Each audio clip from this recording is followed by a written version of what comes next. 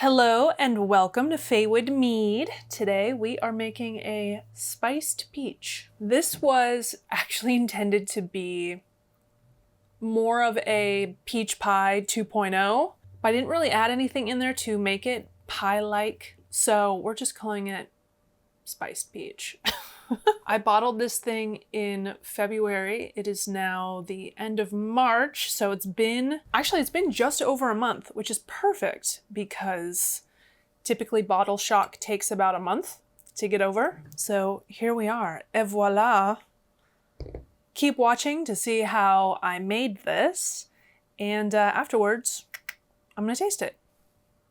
To begin, we need to find ourselves some fantastic peaches, which I did at my friend Elizabeth's house. As you can see, she had many a peach to spare. I collected quite a few peaches, as you can see.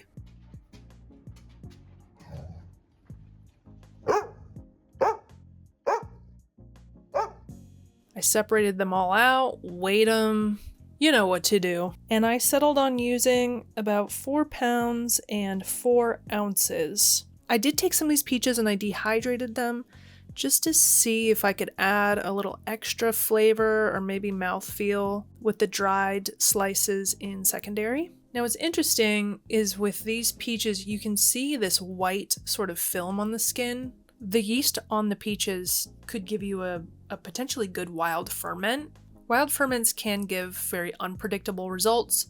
You may end up with something you enjoy, or you may end up with something that's sour and that you don't enjoy, so proceed at your own risk. I left the skin on, and I have recently found out that a lot of peach flavor actually comes from the pits. Do not discard your pits. They can go in secondary and will add more peach flavor. So I allowed the peaches to sit with some pectic enzyme for I believe about an hour is what's recommended before I added 3 pounds of Bubba's Wildflower honey, which is just a good local Virginia honey, and allowed those things to rest overnight. All right, here we go. The next day with plenty of water added, and you want to mix this up and really try to aerate as best you can for yeast health.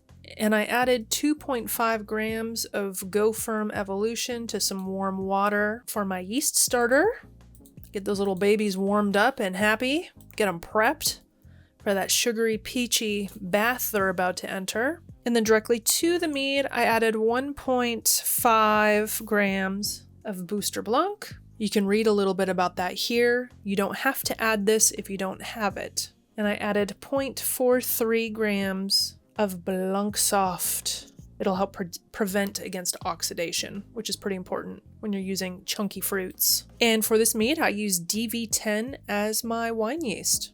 Sounded like it would work well in my little peachy peach mead. And once my GoFerm soup got down to the right temperature, that's when I added my yeast to help wake them up. Once they're awake, I just dump them on in there.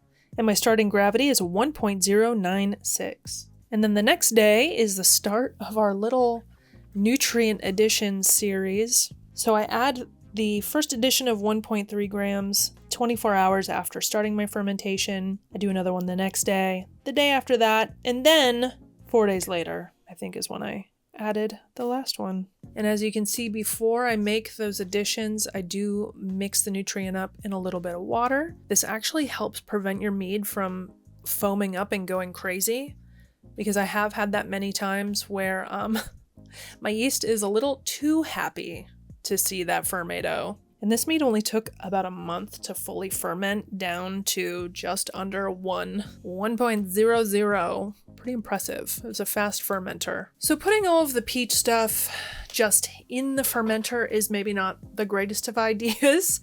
As you can see, it's very messy. I have to aerate a lot. With it only being a month old, that might not be terrible. However, it's more avoidable if you just put your peaches in a brew bag. So from here, I stabilize, and then I add my spices. Woo, fun. So I added about a half a tablespoon of lemon zest, a teaspoon of ginger, and a half a stick of cinnamon.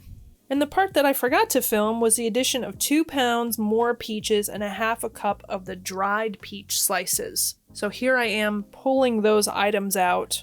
And then the spices stay.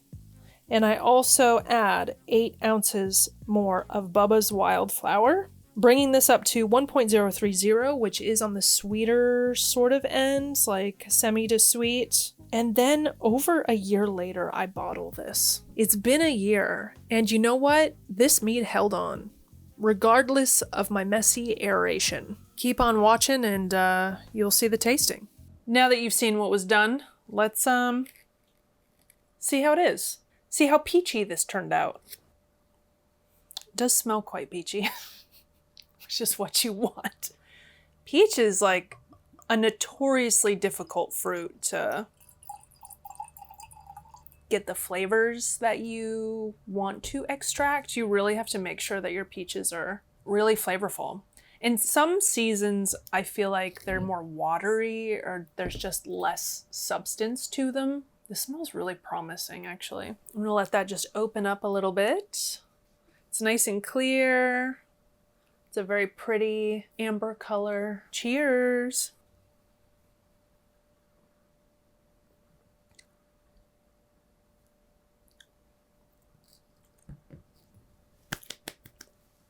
I feel like that's a triumph. My first peach mead, the peach pie, that one I filmed.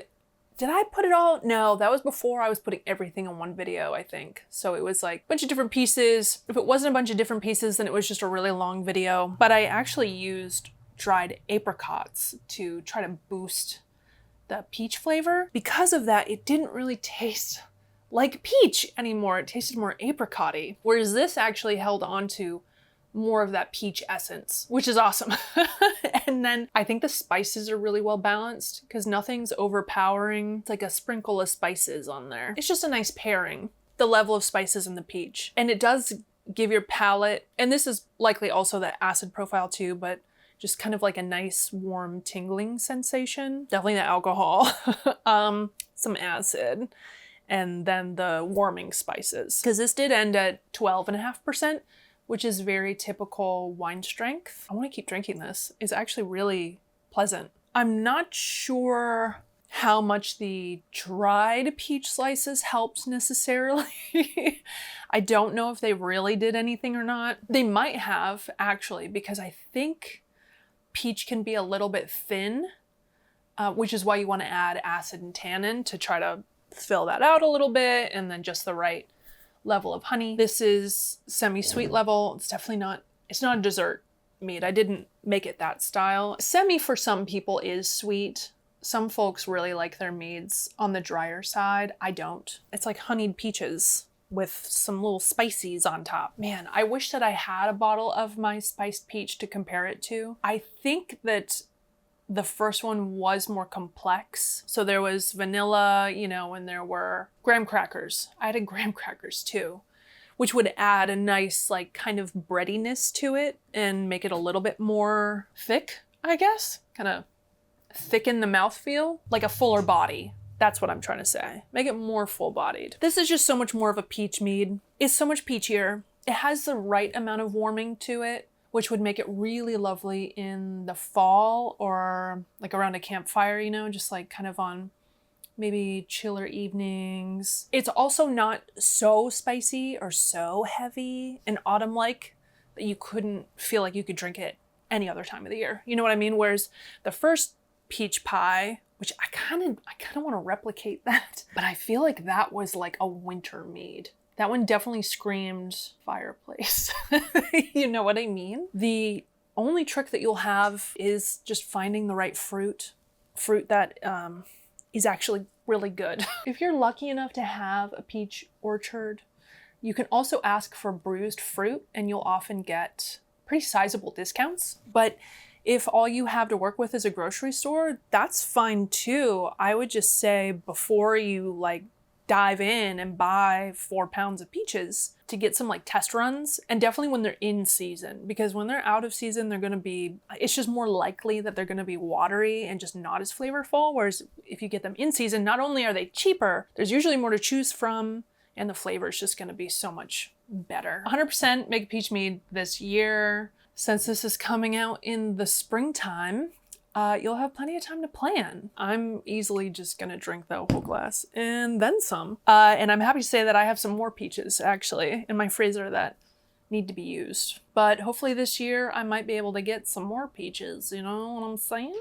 Anyway, thank you so much for being here. Thank you for watching. Please consider liking, subscribing, supporting this channel. I appreciate you. Mwah! And I'll see you next time. Bye.